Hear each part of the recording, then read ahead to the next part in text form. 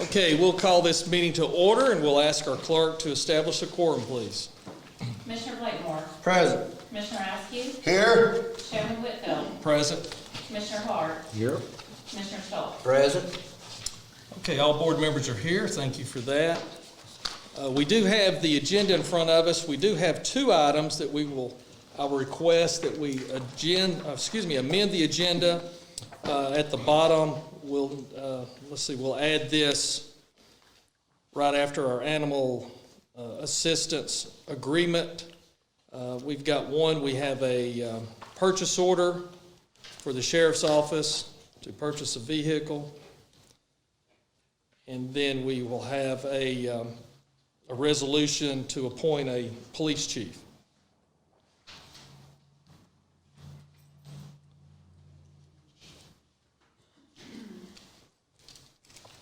So we have those two additions. Any other modifications to the agenda?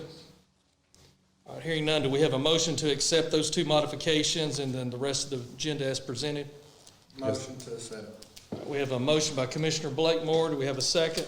Second. We have a second by Commissioner Stoltz. Any further discussion? Hearing none, all in favor say aye. Aye. Any opposed? Hearing none, the agenda is approved as modified. Okay, we have our minutes from our regular scheduled meeting that was held here on October the 27th, 2022 at 7 o'clock. The clerks have prepared these minutes that's in the packet. Our packets can also be found online on our website. Do we have any corrections or issues with the minutes as presented? Hearing none, do we have a motion to approve the minutes as presented? Motion to approve. We have a motion by Commissioner Askew. Do we have a second? Second. We have a second. Any further discussion? Hearing none, all in favor say aye. Aye. Any opposed? Hearing none, the minutes are approved as presented.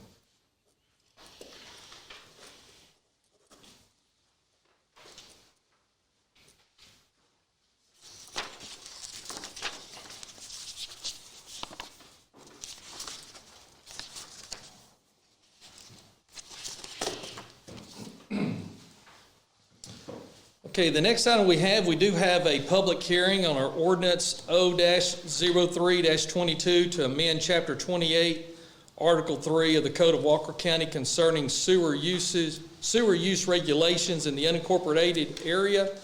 Last time we did have Brandon Whitley here that gave us an overview and stated that this was mostly just updates that are required by the state EPD dealing with different numbers and things basically for industry or industrial that's putting sewer into the system from a compliance standpoint.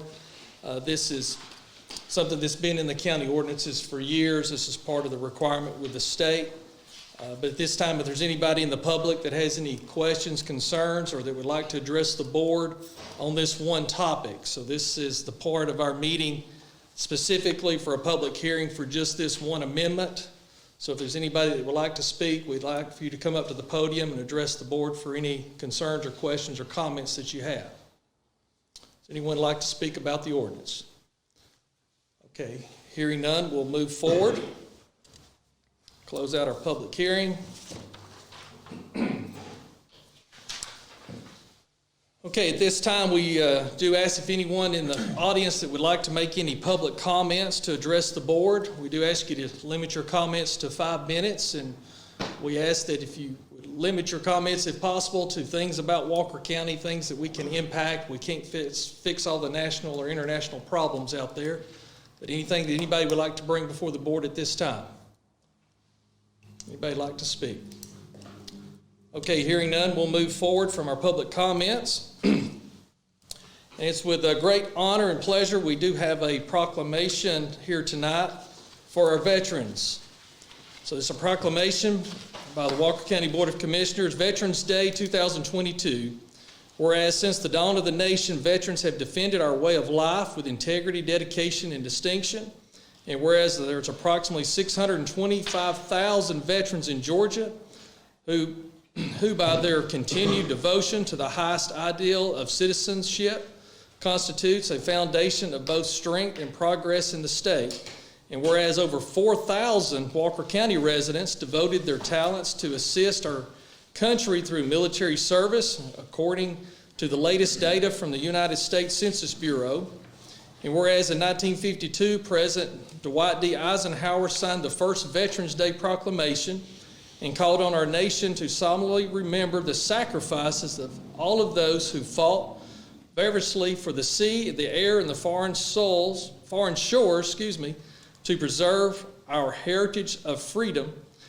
And whereas we are proud to honor all veterans for their service, sacrifice, and devotion, and wish to extend the appreciation of our citizens to those who have worn the uniform of the United States Armed Forces. Therefore, I, Shannon K. Whitfield, on behalf of the Walker County Board of Commissioners, do hereby proclaim November the 11th, 2022, to be observed as Veterans Day in Walker County, Georgia, in honor of our local veterans and in the remembrance of those who devoted their lives to protect our freedom. I call upon the citizens to extend their gratitude and unending support to our many heroes. In addition, I encourage our residents to participate in Operation Green Light this week. Shining a green light at your home, you can let our veterans know they are seen, supported, and appreciated. Signed and sealed the 10th day of November 2022. I'd like to ask any veterans that we have with us tonight, if you'd please stand so we can recognize your service as a veteran. Get it, Mr. Hart. Let's give them a round of applause.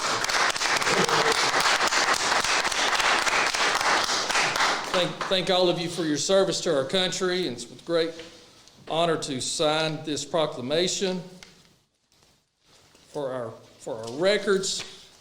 And then also I have a copy here I want to present to Robert Stoltz. He's going to go and present this tomorrow. Thank you, sir. At the Lafayette High School Veterans Celebration. So thank you for, Yes, sir. for carrying that message to our high school. Absolutely. It's an honor. Thank you, sir. Okay, the next item under our new business is an ordinance. This is the ordinance on our sewer usage, so I'll read this. Ordinance O-03-22, amendment to the Article 3, Chapter 28 of the Code of Walker County, Georgia, to adopt and make certain revisions to the regulation of sewer use in the unincorporated areas, to repeal any and all conflicting ordinances and parts of ordinances to provide servability and for other purposes. Excuse me. Whereas Walker County and Walker County Water and Sewer Authority have entered into an agreement whereby Walker County Water and Sewer Authority will administer and enforce the regulations of sewer use in the unincorporated areas of the county. And whereas the Georgia Department of Natural Resources Environmental Protection Division has required Walker County to adopt an ordinance granting legal authority to regulate sewer use within its jurisdiction. And whereas revisions to the sewer use ordinance are necessary in order to comply with current federal and state laws and regulations.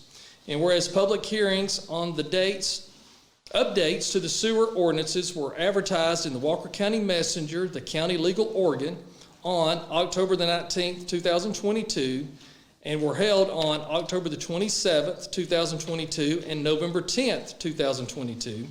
And whereas public hearings were held on October 27th, 2022, and November 10th, 2022. Therefore, be it resolved that Article 3 of Chapter 28 of the County Code is deleted in its entirety, and Sections 28-58 through 28-473 are replaced with the Exhibit A. This would be adopted and passed by the Board of Commissioners on November the 10th. So is there any discussion of the board on this ordinance? No, sir. Hearing none, do we have a motion to approve this ordinance as presented in the adoption of Exhibit A? Motion to approve this ordinance. We have a motion by Commissioner Stoltz. Do we have a second? Second. Have a second by Commissioner Blakemore. Any further discussion of the board? No, sir. Hearing none, all in favor say aye. Aye. Any opposed? Hearing none, the ordinance is ratified.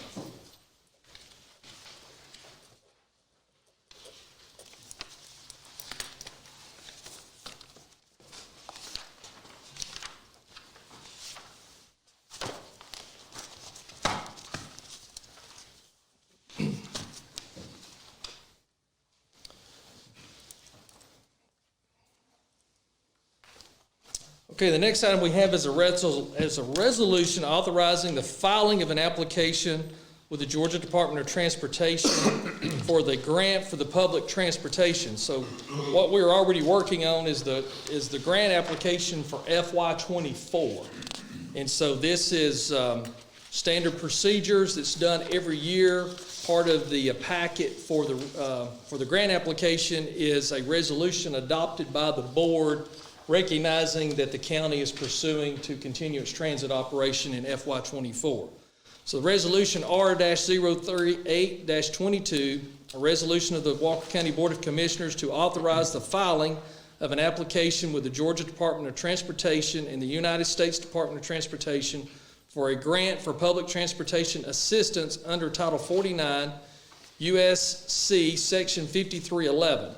Whereas the Board of Commissioners of Walker County, Board is the governing authority of Walker County, Georgia, and whereas the Federal Transit Administration and the Georgia Department of Transportation are authorized to make grants to non-urbanized rural areas for mass transportation projects. And whereas the contract for financial assistance will impose certain obligations under applicants, including the provisions of the local share of the project cost, and whereas if required by the United States Department of Transportation and the Georgia Department of Transportation in accordance with the provisions of Title VI of the Civil Rights Act of 1964, that the connection with the filing of the application for assistance under the Federal Transit Act, the applicant gives an assurance that it will comply with Title VI of the Civil Rights Act of 1964, and the United States Department of Transportation requires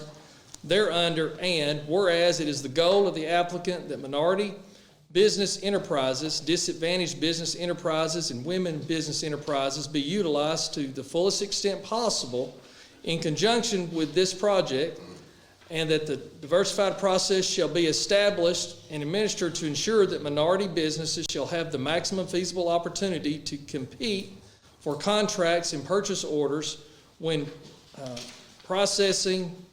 procuring construction contracts, supplies, equipment, contracts, and consultants, and other services. Therefore, be it resolved by the Board of Commissioners of Walker County, Georgia, hereafter referenced as to the applicant, 1, that the designated official, Shannon Whitfield, Chairman CO, herewithin after referred to as official, is authorized to execute and file an application on behalf of the applicant, a county government with the Georgia Department of Transportation to aid in the financing of public transportation assistance pursuant to Section 5311 of the Federal Transit Act.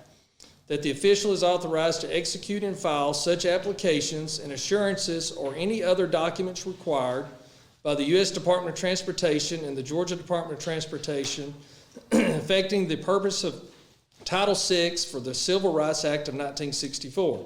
Number 3, that the official is authorized to execute and file all other standard assurances or other documents required by the Georgia Department of Transportation or the U.S. Department of Transportation in conjunction with the application for public transportation assistance. 4, that the official is authorized to execute grant contracts, agreements on behalf of the applicant with the Georgia Department of Transportation. 5, that the official is authorized to set forth and execute minority business enterprise, DBE, disadvantaged business enterprises, and WBE, women business enterprises, policies and procedures in conjunctions with the project procurement needed as applicable. 6, that the applicant, while making an application to or receiving grant from the Federal Transit Administration, will comply with the FTA Circular 9040.1G F2A Certification and Assurance for Federal Assistance 2021 as listed in this grant application and general operation guidance illustrated in the Georgia State Management Plan. 7, that the applicant has or will have available the required non-federal funds to meet local share requirement for this grant application. So resolved and adopted the 10th day of November 2022. Number 7 there talks about the share requirement for the grant. Historically, what the transit program has been is the federal government, for the purchase of any buses, pays 80% of the cost of the bus. the state pays 10% and the county does a 10% matching fund. So the bus has historically been like $46,000, so that puts the county about $4,600 per bus. And then the day-to-day operational expenses, which includes the insurance, personnel cost, fuel, maintenance, all of the operational cost of transit is on a 50-50 split basis with the federal government as well. So that's been their standard policy. It doesn't outline in this draft resolution, but that's what I would anticipate that they would stick with, is a 10% match on capital and then a 50% match on operational overhead. So this is just authorizing to move forward with the FY24. So we have any other questions, concerns? No, sir. All right, hearing none, do we have a motion to approve this resolution? Motion to approve. I have a motion to approve by Commissioner Blakemore. Do we have a second? Second. I have a second by Commissioner Askew. Any further discussion? Hearing none, all in favor say aye. Aye. Any opposed? Hearing none, the resolution is approved as presented.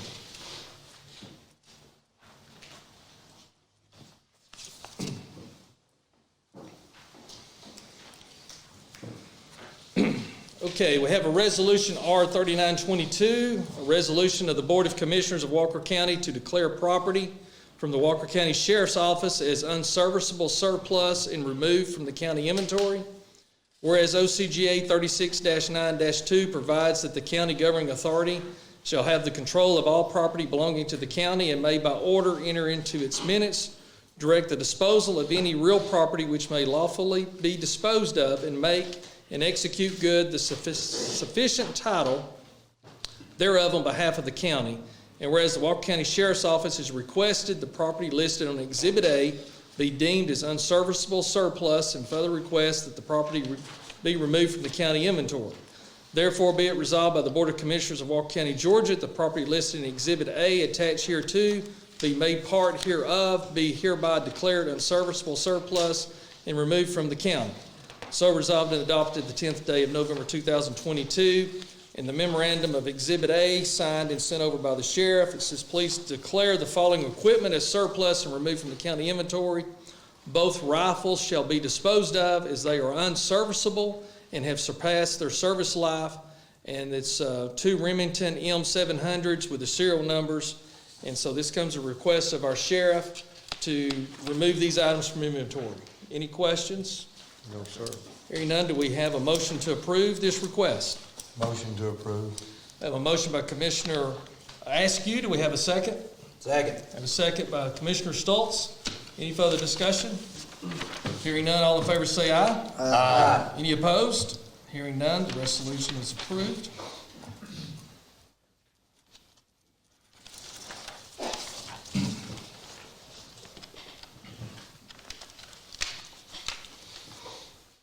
Okay, Resolution R40-22, a resolution of the Board of Commissioners of Walker County to accept Sheila Gail Lane as the public road as set forth here within.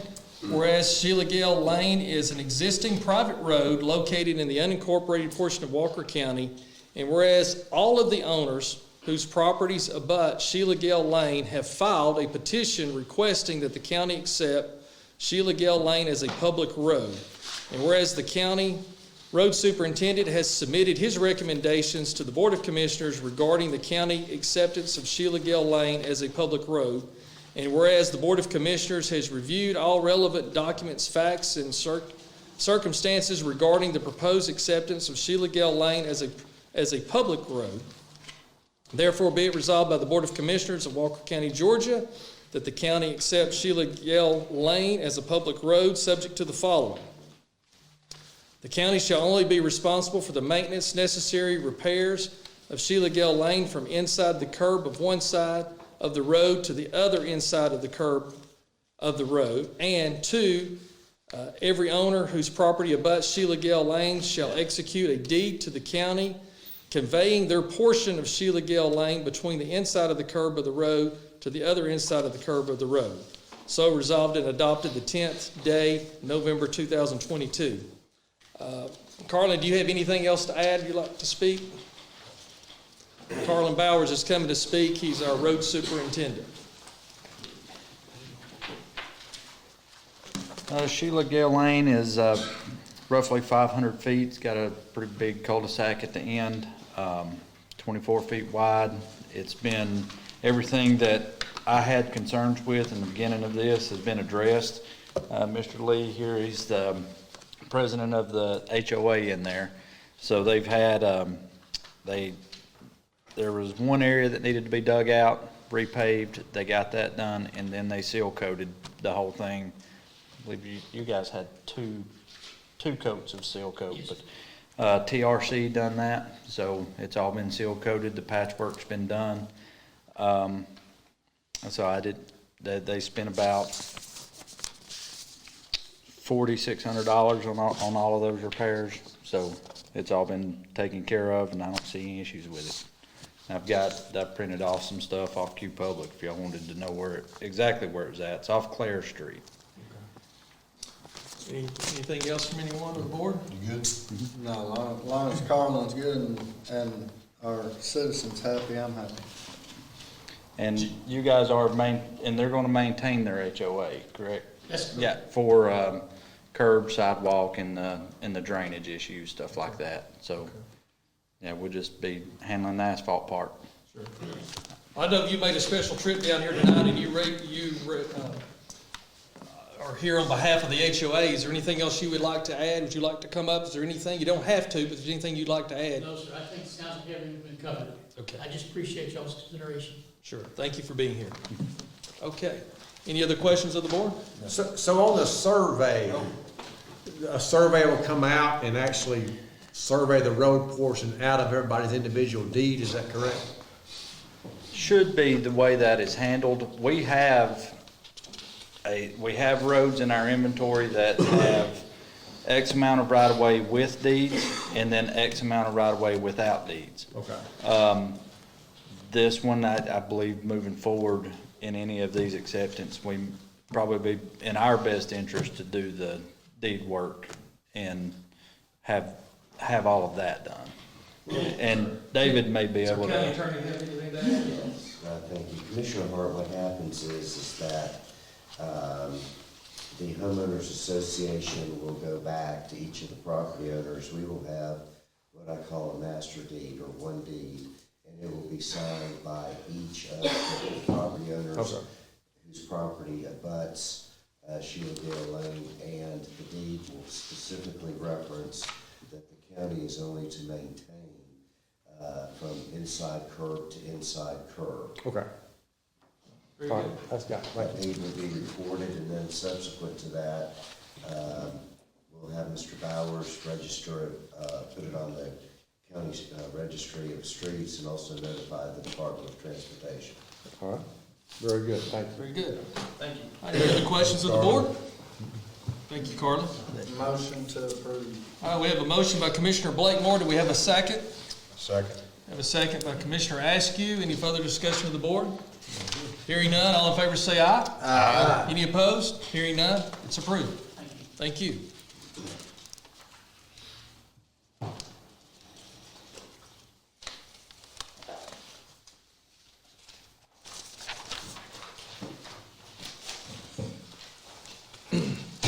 Okay, we have a couple of agreements here. This is actually two items on our list here. This is a probation service agreement with the Georgia Probation Service Incorporated for State Court for Walker County, and then also a probation service agreement for Georgia Probation, Inc. for Superior Court Services. In their memo that they sent over, this contract is updated every 5 years for the probation services. Their memo did state that their fee was going from $41 per month, which was what they charged to the participant that's on probation, to $45, but we were told that that is a typo, because when you actually look at the probation agreement or contract, it actually reflects a rate of $46. So we did have Joe verify that, and that was the information they come back with, that the memo was just a typo, but the actual contract with the Exhibit A is correct, of the $46 is what they charge the participant that's in the program. So this doesn't cost the county that amount of money, it's the participant that pays that money that's on probation. So this is just authorizing the Georgia Probation Services, Inc., based out of Trenton, Georgia, to continue. And this is just a formality that we need to update this every 5 years to renew this. Is this, I'm just curious, is this increase through the probation services, or is it required through the state? My understanding is fees that they use to operate, to pay staff with, and maintain their operation, pay their employees and all. It says here too, there's not been an increase in 5 years. This represents an increase. This year says less than 10%, with an inflationary of 21.2. So obviously it's going to be probably a little more than 10%. And then it states in here the rate will be locked in for the next 5 years unless a new contract would be negotiated, which is very unlikely. The law requires that the governing authority to enter into the contract with a probation provider, and the resulting contract must be approved by the consent to be the judge or the chief judge of each court as well. So, do we have a motion to approve both of these agreements at the same time? One's just for state court, one's for superior court, but they're identical agreements. Yes, motion to approve.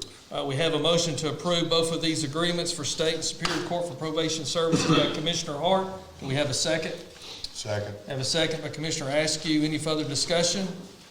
Hearing none, all in favor say aye. Aye. Any opposed? Hearing none, the agreement is approved.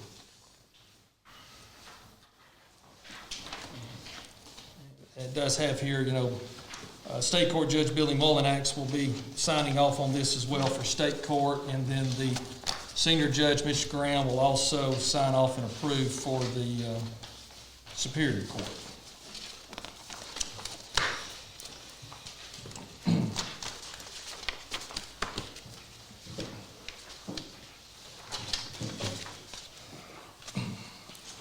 Okay, the next we have is an animal assistance agreements with the Georgia Department of Corrections, and I'm not going to read all of this. It's pretty wordy, and we'll get here to the back of it, and I can probably pretty well summarize what this is doing for us. And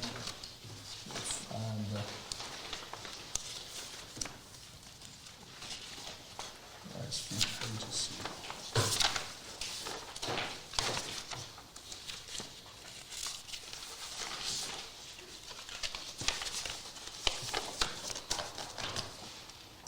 I'll just read this Exhibit A. This is really the meat of it. If there's any other questions, we can dig deeper. Exhibit A, scope of services in the Georgia Department of Corrections. This agreement provides for affirmation that the working relationship between the Georgia Department of Corrections and the contractor agrees to work together to establish and maintain quality processes for the provisions and delivery of services to the animals in the program. Georgia Department of Corrections and the contractor will work collaboratively to establish standard operating procedures outlining in detail specific provisions to care for fostered shelter animals in this program, including but not limiting to facilitate specifications, shelter, food, water, veterinarian service, and humane care standards. The parties agreed to jointly that no pit bull dogs will be accepted or allowed into the program. Contractor's responsibility. The contractor shall provide oversight, evaluation, and the direction for the program. The contractor will also provide instructions for the offenders participating relating to the animal care and training. The contractor shall provide at no cost to the Georgia Department of Corrections of the facility all equipment, supplies, and material reasonably necessary for normal operations of the program, including but not limited to the food, medication, veterinary services, animal handling and kennelling equipment, and other items necessary to facilitate the proper care of the animals in the program. The contractor will be responsible for all the medical care required for the animal. The contractor shall select provide animals for the program and will have final authority over the animals placed in the program. Furthermore, the contractor retains the rights to retire any animals from the program at any time, and specifically for any reason pertaining to the animal's health, welfare, and safety. The contractor shall ensure that all the contractor staff and volunteers who participate in the program will sign Exhibit B, participant agreement and release form attached hereto and incorporated herein by reference. E, the contractor must have approval from the Georgia Department of Correction Public Affairs for all publications, advertisement, media contact, public information which relates to the Animal Assistance Program at the facility. F, meet annually with the Georgia Department of Correction to review the services. The Georgia Department of Corrections responsibility. Georgia Department of Corrections acknowledges that the contractor will have the final legal authority over the placement, care, and use of the ultimate disposal of animals the contractor places in the program. Georgia Department of Corrections will not relinquish any animals to anyone other than the contractor.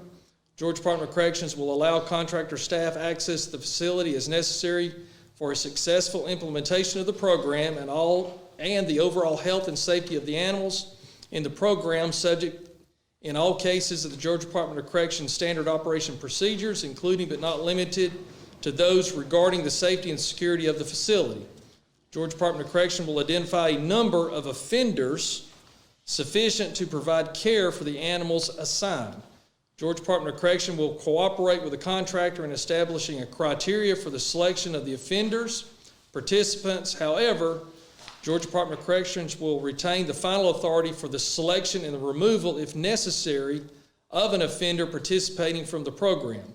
If there is not a sufficient number of interested offenders at the facility, Georgia Department of Corrections will notify the contractor, and the contractor will resume custody of the animals. D, Georgia Department of Corrections will make all reasonable efforts to ensure that the offenders were given the opportunity to provide the animals with adequate food, safety, shelter, affection, socialization, and exercise. Georgia Department of Corrections will contact the contractor without delay in an animal becoming injured or otherwise appears to be in need of emergency medical care. E, meet annually with the contractor to review the services. F, Georgia Department of Correction will ensure that all volunteers and offenders who participate in the program will sign Exhibit B, participant in agreement and release form attached hereto and incorporated herein as by reference. What this is a program that has been very successful in many other communities with the Georgia Department of Corrections. And they came and approached us wanting to implement this at the Walker County State Prison here in Walker County. And what this program will do, they want to start out small and get it orientated and get it moving. Most likely they want to start out with probably 4 dogs. And so we would take them dogs that we would select that we felt like were good candidate dogs. We would have those dogs vetted, spayed, neutered, make sure they're up on their vaccinations and all. And so these are dogs that we are already trying to get adopted in the community. They would take and they would select 4 separate inmates that would basically be the trainer for the dog for a 7-week program. And so they would get training themselves to learn how to train animals from an obedience training. And so that animal would live with them in their quarters for 7 weeks, 24 hours a day. And then they would, nurture that animal, love that animal, teach that animal obedience training. And so the success of this program is in 7 weeks, is you have a dog that's been fully vetted, but it's also been through a 7 weeks obedience training course. And then that makes that animal very, very adoptable into the community, because then you are promoting this animal as an animal that's been fully vetted and also has been through obedience training. And so once they get this going, they want to ramp up the program and maybe have as many as 7 or 10 dogs at one time. So that way, if you get up to 7 or 10 dogs, every 7 weeks you're turning those dogs, and you hopefully are generating a waiting list of people in the community that want to adopt those dogs because of the success of the program. And it helps the inmates, because it gives them a purpose and a reason, and also they have to be selected. So they have to meet a criteria to have the privilege to participate in the program. Many of y'all are very familiar. We work with Georgia Department of Corrections and the Walker County facility with our fire department, where we have fire station there and inmates, and they have to earn that privilege and go through that training. So this is kind of a similar type thing. Obviously, it's not as robust as training to be a firefighter, but this is a program that's been very successful. They approached us. Our county attorney has gone through this contract, made some suggested revisions, back and forth with them a couple of times. But this is something that Walker County State Prison is very anxious and very energetic and very excited about us implementing. And then, again, it's reviewed on an annual basis, or I'm sure that if there would ever become a problem, we would just quit sending animals. So it still gives, control if there's an issue. Any questions or concerns? If approved, when would it start? I think they're wanting to get started, around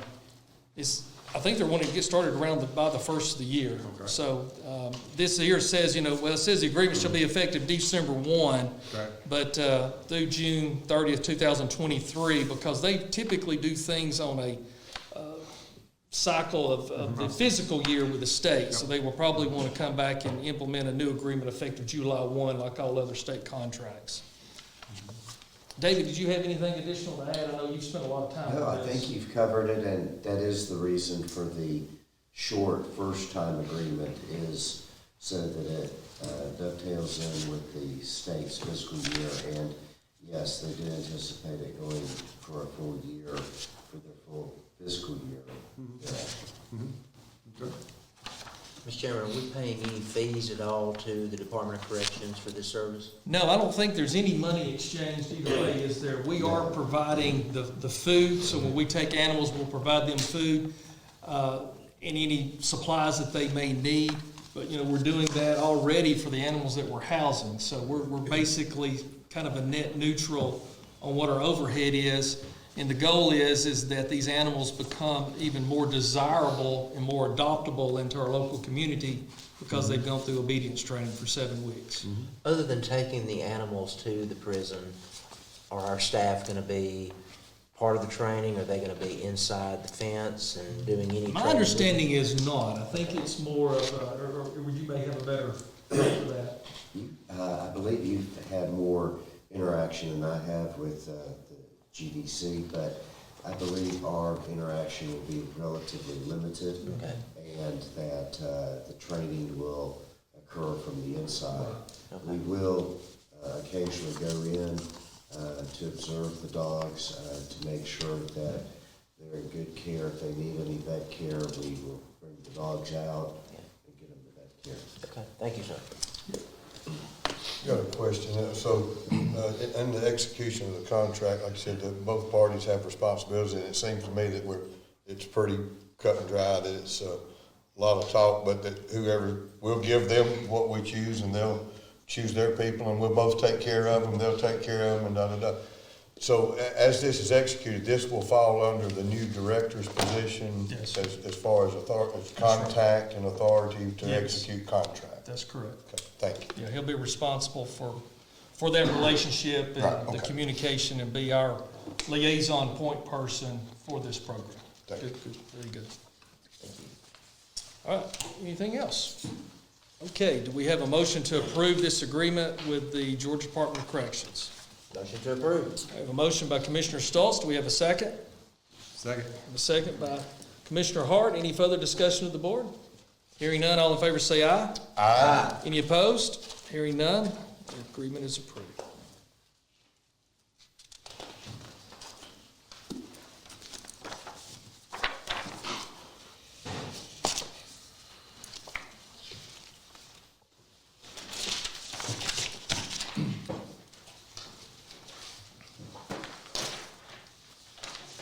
Okay, the next item we have is our purchase order. Let's see, here we go. I was hoping that they would, Chris Anderson or Pat Cook would be here tonight. I know they had a training program, so they must be running a little over. but they wanted to be here to speak and said they would be willing to come next time if they needed more information for the board. One thing, the reason this was not on the agenda, this just come to us this week. The Sheriff's Department was in need of a truck, but they found out that Ford is cutting off all purchase orders for trucks on Monday. So that's why there was a sense of urgency to get this on the agenda, because they're going to miss a window of opportunity to be able to get a 2023 model truck on order. So this is for an F-250 4x4 crew cab, and the government price on this is $50,136.16. This would be funded out of their SPLOSH. This F-250 would be a replacement truck for Pat Cook, who's over the training program and also over their special operations. They have a trailer for the equipment they have to tow at times, and this also being a crew cab, they can haul more personnel in this vehicle, being a four-wheel drive. Speaking with Captain Anderson, he said this would better fit their needs and replace a vehicle that's very, very tired. And so this is, again, coming out of their SPLOSH funds, and this will be the purchasing of one vehicle under this government pricing in the amount of $50,136.16 from Prager Ford. Any other questions on this? Funds would come out of, Yeah, these SPLOSH funds, and there's funds available, and this is part of their SPLOSH budget for capital vehicles. So everything's in good order there. Make a motion, we approve. All right, we have a motion by Commissioner Askew to approve this purchase order. Do we have a second? Second. Have a second by Commissioner Blakemore. Any further discussion? Hearing none, all in favor say aye. Aye. Any opposed? Hearing none. Purchase order is approved.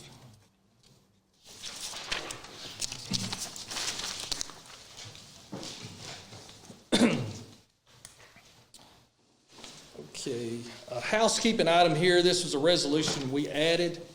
I'll read this and then speak to this a little bit. It's Resolution R-41-22, a resolution of the Board of Commissioners of Walker County to appoint a chief of the Walker County Police Force. Whereas the Board of Commissioners Board is the governing authority of Walker County, and whereas Chapter 2, Article 3, Division 3, Section 2-241 of the Code of the Walker County establishes that the Walker County Police Force to enforce an ordinance to enforce the ordinances of Walker County. And whereas OCGA 35-1-12 states any county, municipality, or other public subdivision of the state which has a law enforcement agency shall declare a chief of police or a law enforcement head for such law enforcement agency who is required to be certified peace officer pursuant to provisions of Chapter 8 of the title known as the Georgia Peace Officer Standard and Training Act. Whereas Commissioner Whitfield submitted the following appointment to serve as the Chief of Walker County Police Force effective immediately. That name would be Hal Gray. Therefore be resolved by the Board of Commissioners of Walker County, Georgia, that the appointment of Hal Gray to serve as the Chief of the Walker County Police Force is approved. So resolved and adopted the 10th day of November 2022. Walker County has had a county police force, I think, for probably over 40 years. We use this very limited sometimes for code enforcement. We recently, the chief that we had listed, Mitchell Moore, took a position at the sheriff's office, working in their CHAMPS programs and school security. And so he's just moved over to our neighbors at the sheriff's office, but to be in compliance with post, we have to have an officer listed. Hal Gray's been on our code enforcement team for quite some time, I guess probably over a year plus, I think. And he is a mandated officer. All of his training is up to date. He's also a reserve officer for the city of Chickamauga, so he meets the requirements. Once this would be updated, then whenever they have the next chief training, he would be required to go to that. But this is just kind of housekeeping so we don't lose our status of having a county police. Obviously, we're not actively patrolling and doing things of that nature, but it gives the leadership of the county the ability, if there was ever a need, to fully stand up and fund such operation, then the board has the ability to do so. Because if we ever lost our credentials as a county police, we would probably not ever get that back, because there's only a few counties that have those. Any questions? I'd like to make a comment. Sure.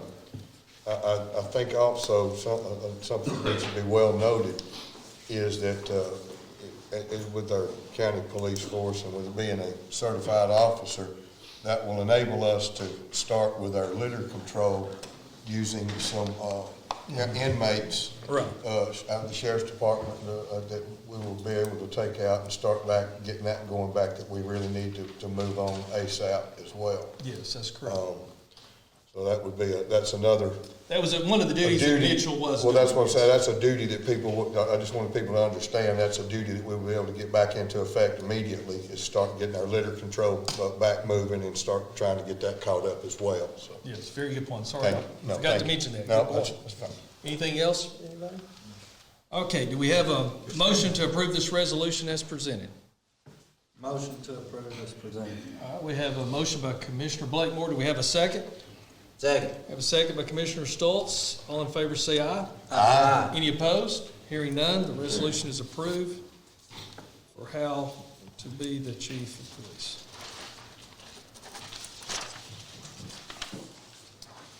Okay, we do have our statistical data information from our departments. Our animal intake was 100 dogs and 18 cats. Our outgo through adoptions, rescues, and returns was 88 dogs and 23 cats. Our code enforcement and compliance was 33, violations of 22, one closed case. Our voter registration, which they, had to cut off before voting, which was October the 11th, but there was 182 people that did register to vote before the mandated deadline by the state. So that gives us 42,451 people that are registered to vote in the state, or not the state, but in Walker County. Call for fire services, there was 528 calls for service that was handled by 807 responding units, and they were successful in installing 9 smoke alarms. Mountain Cove Farms was super busy in October with 141 nights stayed. That was up from 80 in September. Single-family home construction is still on the move in Walker County with 9 new permits pulled for single-family homes in the unincorporated areas. That gives us a total of 123 for the year. Media impressions was 33 media impressions, and we happy to report we added 120 new followers to our Facebook page. So that's a great month, and we are 2,544 new Facebook followers just this year, which is up from just a little over 1,200 prior year. Facebook posts, there was 34 posts made, a lot of activity on our website of 43,775 visits, 21 newsletter subscribers added, patched 78 potholes and 2,591 transit trips, moving our citizens where they need to go in our community. Okay, at this time, we are to the point of our commissioner comments. So Commissioner Blakemore, District 1. I just want to announce that basketball sign-up's still going on in Rossville, nearing the end. So if you're interested in playing basketball in Rossville, you need to get signed up soon. And appreciate all the veterans. Thank y'all for your service to our great country. And I would just urge everyone, we had a pretty good turnout in this election, but we do have a very important runoff, and I would urge everyone to get involved in that. That's all I got. You hit the nail on the head. My first topic to hit was that we do have a very important runoff election in the state, and we did have a phenomenal turnout. I want to congratulate Commissioner Blakemore on his reelection. I want to thank everybody that gave me courtesy votes. I didn't have an opponent, but I appreciate the turnout. It was a very, very well received. We have to finish it out, though, guys. Everybody has to get back out and make sure you participate in this runoff election. It's huge. It's very important. Got to finish the drill. So I just want everybody to please take the time to make sure that you finish this out. We got a real important election. We need to everybody get out and voice your opinion. Thank you for your attendance. Appreciate your support. Commissioner Hart. Yeah, along the voting, Mark, you mentioned there was a big turnout and there was in Walker County, but one group I'd like to recognize is the poll workers. Oh, yes. Because we vote in a little small community over a building now. There's 6 or 8 people that work there, and they're there for 12 hours a day, and they don't get paid a whole lot of money, but it's kind of a volunteer thing that they do. So I know they're all over the county that way, and Daniel Montgomery has worked really hard getting those folks out there to do that, so a special thank you to them. Yes, sir. Mentioned Veterans Day, there's a couple things going on. Shannon mentioned tomorrow morning, the event is at the Lafayette High School. It's put on by the Lafayette Women's Club, Lafayette High School, and Lafayette Junior ROTC. It's an event for veterans, starts at 8:30 in the morning, and they have free refreshments. So it's gonna be raining tomorrow. If you're a veteran, come on out and see the program. It's a great program they put on. And then Monday night at the Civic Center also is Walker County Veterans Appreciation Banquet. So if you haven't signed up for that and you're a veteran, look into that, come out for that. It's a free meal as well. Robert Warlaw is doing the barbecue. So, there you go, Mark, see you there. Robert? Yes, sir, thank you.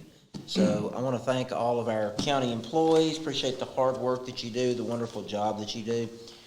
Speaking of our county employees, I do want to give a shout out. I was out at Mountain Cove Farms today, and those folks are doing a great job, wonderful job. They're booking a lot of events, and they're working hard, and it looks really good, and so take a drive out to Mountain Cove Farms sometime.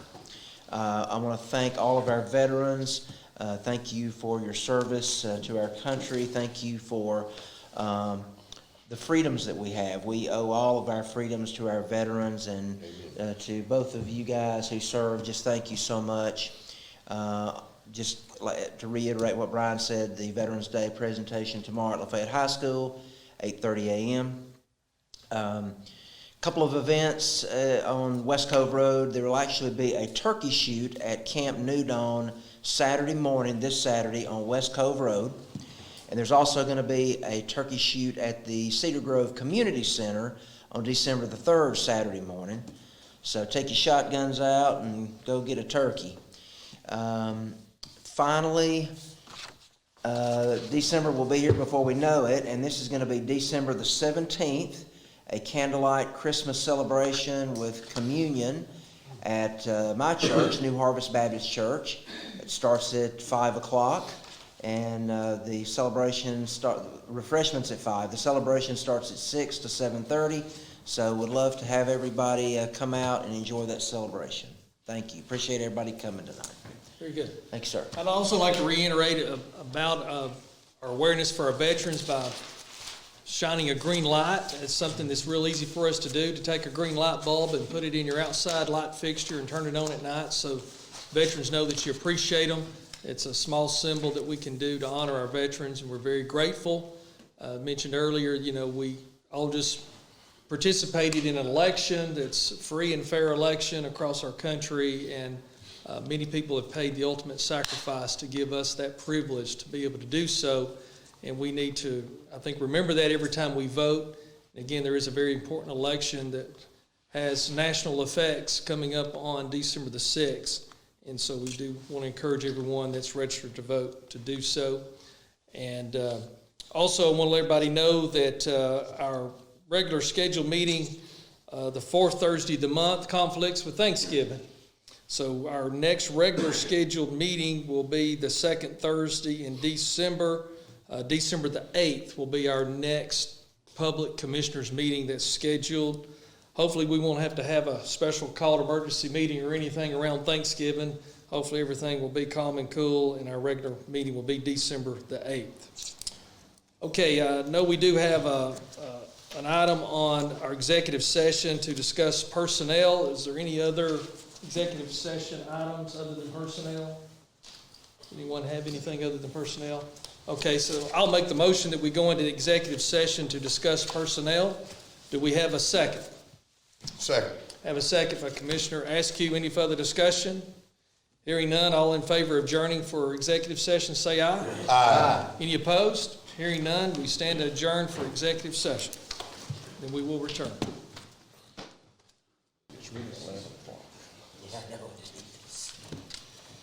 Okay, we've just come out of our executive session, still Thursday, November the 10th at 10:05 p.m. There's no further action from executive session. Do we have a motion to adjourn? Motion to adjourn. Second. We have a motion and a second. All in favor say aye. Aye. We are adjourned. Thank you, gentlemen. Thank y'all.